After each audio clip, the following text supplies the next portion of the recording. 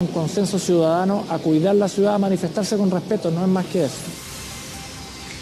El gobierno de la primera ministra británica, Theresa May, anunció que había llegado a un acuerdo con la Unión Europea para la salida del Reino Unido del bloque continental, una información que provocó un terremoto entre su gabinete, del que ya han salido varios secretarios de Estado por estar en contra del acuerdo. Queremos poner en contexto esta información, conversar sobre los alcances de este acuerdo. Estamos junto al ex embajador de Chile en Reino Unido, Pablo Cabrera. Pablo, muchas gracias por estar acá.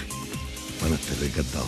Recordemos un poco cómo se da esta historia del Brexit que venimos escuchando desde hace bastante tiempo. Se realizó un referéndum donde, contrario a lo que pensaban muchos, incluso a lo que indicaban las encuestas, terminó ganando la opción que indicaba que Reino Unido se salía de la Unión Europea. ¿Qué es lo que ha pasado desde entonces? Bueno, el problema del Reino Unido es el Brexit, y el problema del Brexit es el Brexit. Yo creo que esta manera de decirlo revela un poco lo que es la política inglesa y lo que es la manera de ellos de aproximarse a los temas. Este tema de Europa, Reino Unido no es un tema nuevo. Este es una fase más, una etapa más de una serie y una historia de desencuentros y también de encuentros. Y creo que hoy día estamos nuevamente en el centro de la política británica, discutiendo el tema de si eres más cerca de Europa o eres más lejos de Europa, o si Europa es más con Gran Bretaña adentro o Gran Bretaña es más sin Europa. Entonces creo que esa pregunta de qué es lo que es más, Gran Bretaña con Europa o Europa es menos sin Gran Bretaña, está vigente siempre en la política y en la sociedad británica. ¿Cuáles han sido las dificultades que ha ido enfrentando este proceso de búsqueda de acuerdo, de ir definiendo cómo se traduce este Brexit bueno, en algo concreto? Justamente eso, es la manera de cómo va a quedar constituido la autonomía de Gran Bretaña, en otras palabras. Yo creo que los euroscépticos siempre fueron contrarios a que Gran Bretaña entrara a la Unión Europea. Y acuérdate que al final entró, pero con algunas condiciones. Claro, empezando con la moneda. Con la moneda. No había euro en... La moneda Europa, Londres era la capital financiera del mundo, había toda una historia de por medio, toda una idiosincrasia. Y también el hecho de que Gran Bretaña sea un reino, que es el Reino Unido, que son Gran Bretaña, Irlanda del Norte, ¿no es cierto?, y Gales. Y también el hecho de ser la cabeza visible de la Commonwealth. La Commonwealth, no obstante no tener hoy día una estructura política muy influyente a los ojos de la opinión pública en general, sí tiene importancia desde una perspectiva simbólica de lo que es la monarquía británica, de lo que es la presencia y la influencia de Gran Bretaña en el mundo. No quiero hablar del poder porque ese es otro tema que está también incluido en las negociaciones de la Unión Europea con Gran Bretaña. Yo creo que hoy día estamos frente a un hecho que grafica muy bien lo que es la discusión internacional hoy día, lo que es la agenda internacional hoy día, que es el tema de lo estratégico, la ubicación geoestratégica y el tema de la cultura. Y creo que esos son dos elementos que se conjugan en la historia del Reino Unido y obviamente que tienen importancia a la hora de las decisiones capitales para su destino como país, como nación.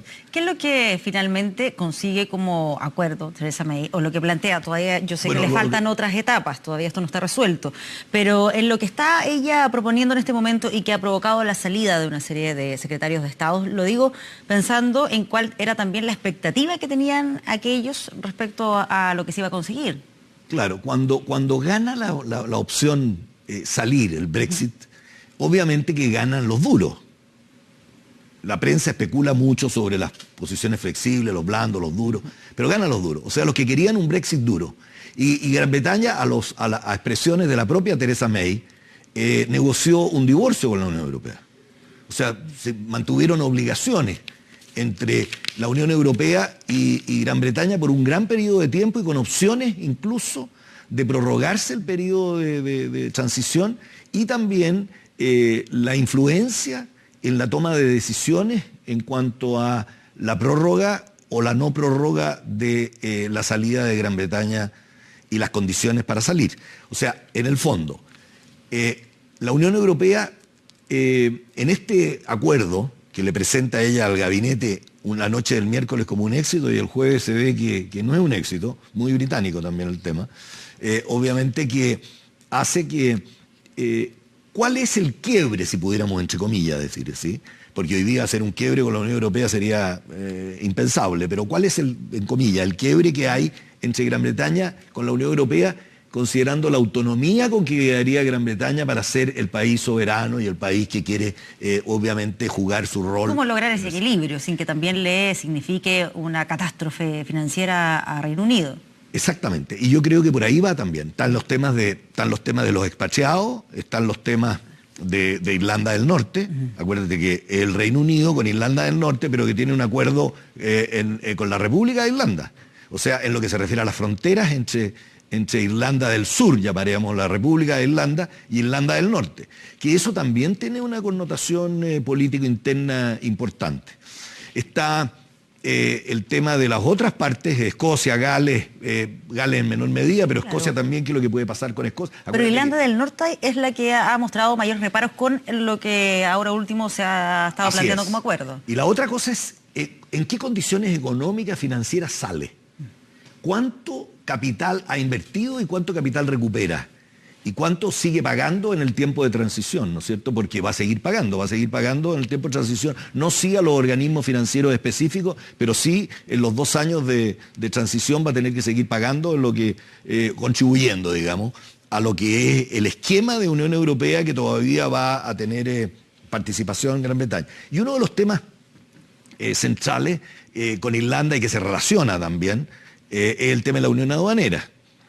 Y yo creo que también ha habido algunas discusiones sobre qué es lo que pasaría con Gran Bretaña después de, cuál sería su relación con el tema de los expatriados en el libre flujo de tránsito, en la visita a los familiares, en los pagos de las pensiones. ¿Y eso cómo se está abordando? Porque ahí también hay una discusión bien interesante, lo que tiene que ver con aquellos ciudadanos europeos que quieran entrar a Reino Unido, aquellos que ya están en Reino Unido. Me acuerdo, habían muchos españoles que estaban preocupadísimos porque habían viajado, se habían quedado en Londres en su mayoría, y que ahora veían con preocupación qué es lo que va a pasar con esto del Brexit. Bueno, eso es interesante porque yo creo que el problema menor, pero para los duros, para los euroescépticos, es un problema mayor.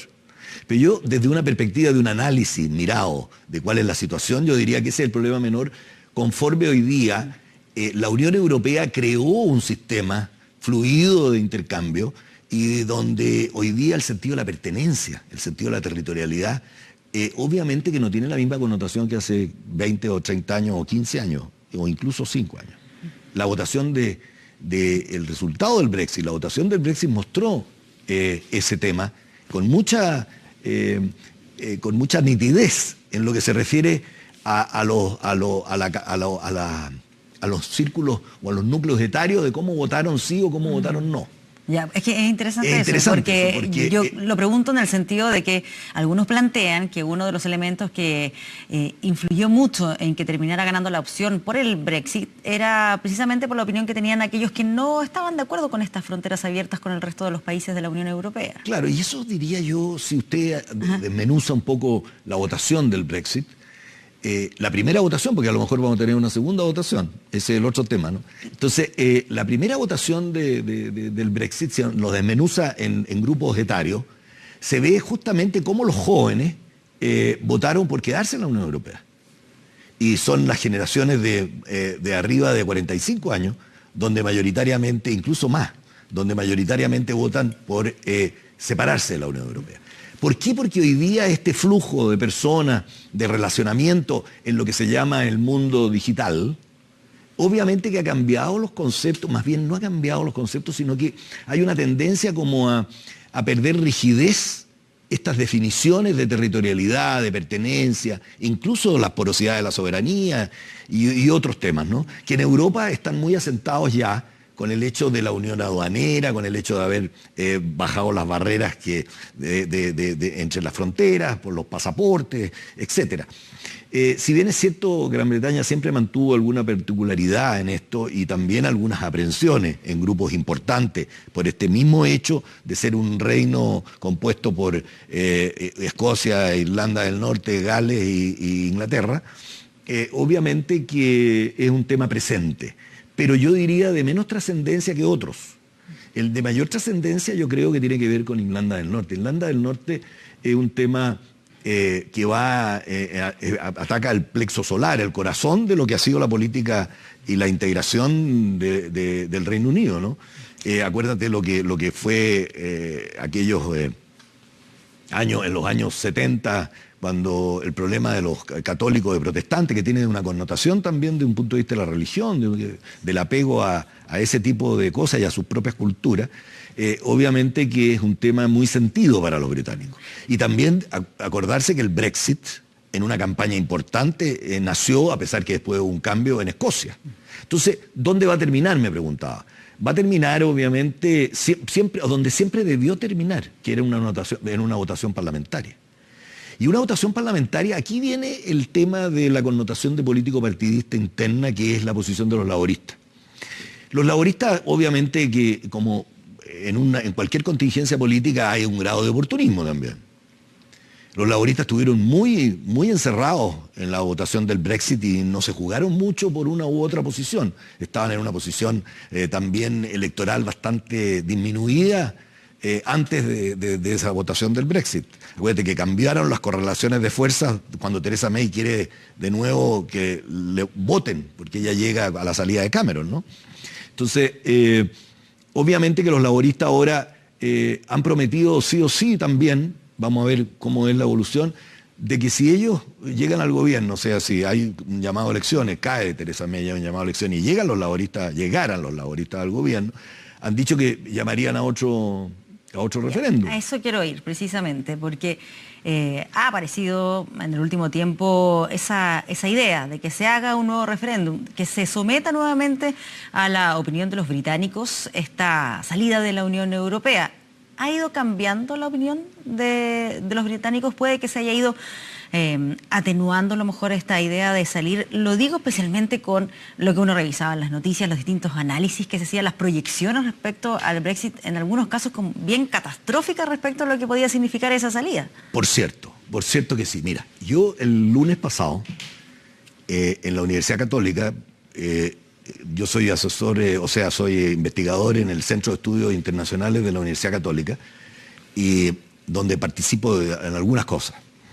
Y me invitaron a un desayuno con un grupo de parlamentarios británicos que estaban acá, multipinto.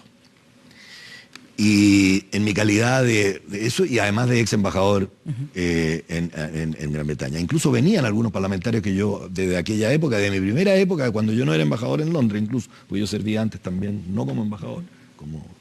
Bueno, entonces, en esa reunión, que era multipinta en cuanto a partidos políticos que representan el Parlamento británico, también regionales, en lo que se refiere a zonas del reino. Y vi ahí la posición, lo que contaban ellos. Una cosa es esta visión que uno tiene desde acá, de lo que piensa Londres. Londres es como que acaparara la atención, claro. Es más cosmopolita, es mucho más proeuropea, es una ciudad que tiene una conexión. Pero eso no representa necesariamente la opinión de todo Reino Unido. Claro, el mismo aeropuerto de Heathrow, yo creo que uno, si no es el uno, es el dos aeropuerto en Europa. Hay un ministro de Transportes de Theresa May que cayó, o sea, tuvo que renunciar por una discusión si se ensanchaba la carretera para el aeropuerto de Heathrow o no. Imagínate la importancia de estas cosas del movimiento de personas que hay en Londres. Pero otra cosa en Escocia, otra cosa en Liverpool. Y yo diría que hay ciudades, esa que creo que es Liverpool, donde gana la otra posición, donde o Manchester u otras localidades donde hay un sector de trabajadores mucho más masivo, obviamente que tienen otra apreciación. Por eso esta evolución tiene que ver, igual que en todas partes, con la evolución de la opinión pública. Y diría yo que no estaríamos lejos de que Theresa May pudiera perder la mayoría, pudieran haber elecciones y pudiera haber un nuevo referéndum y el resultado fuera distinto. O sea... Pero obviamente que hay un núcleo duro. Hay un núcleo duro en Gran Bretaña que son los euroscépticos, que no han cambiado desde que Margaret Thatcher, por poner un tema, un punto de referencia, estaba en el poder. Y obviamente que hubo unas rencillas bastante importantes entre los grupos euroescépticos y no escépticos en lo que se refería a la participación de Gran Bretaña en la Comisión Europea, en que tuviera comisarios que lideraran los diferentes ministerios o sectores de la de la Unión Europea, llamada la Comisión. Entonces ahí hay un tema interesante en cuanto a las necesidades. Acuérdate que hay un Parlamento Europeo donde también los parlamentarios regionales británicos concurren y son elegidos. Sí, bueno, vamos a ver finalmente quién tiene más peso, si este núcleo duro o directamente aquellos que no están viendo con buenos ojos lo del Brexit, que se quieren arrepentir o que quieren que se haga un nuevo referéndum. Ha dicho Theresa May ahí que cree con cada fibra de su ser que este acuerdo es el más adecuado. Queda todavía harto por delante en Reino Unido. Yo diría que hoy día es difícil pensar en el corto plazo cuál va a ser la salida, pero veo que ella está muy convencida de lo que está haciendo. Exactamente. Y los otros están buscando oportunidades políticas también. Y veremos si le van a permitir. Y veremos si... Muchas gracias, Pablo, por acompañarnos. Encantado. Vamos a otras informaciones. Durante su gira por Asia, el presidente Sebastián Piñera se refirió